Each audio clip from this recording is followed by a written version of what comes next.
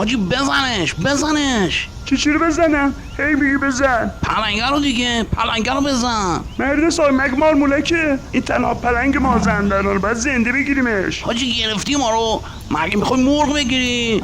پلنگو نمیشه زنده گرفت حاجی، ابزار میخواد. ابزار خبری نیست. هرچی ابزار داشتیم و دادیم گشت ارشاد. طناب و قلاب همه رو بردم بر امر معروف. ای بابا حاجی چیکار کنیم ابزار که نداریم، تحریم هم که ادامه داره، برجام هم که به جایی نرسید، اختلاس هم که مال بالایی هاست. سنگ مفت، پلنگ هم مفت، پوستش هم چیز خوبیه، میفروشیم با هم نصف میکنیم.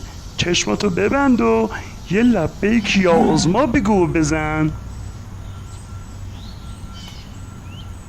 یا عظما.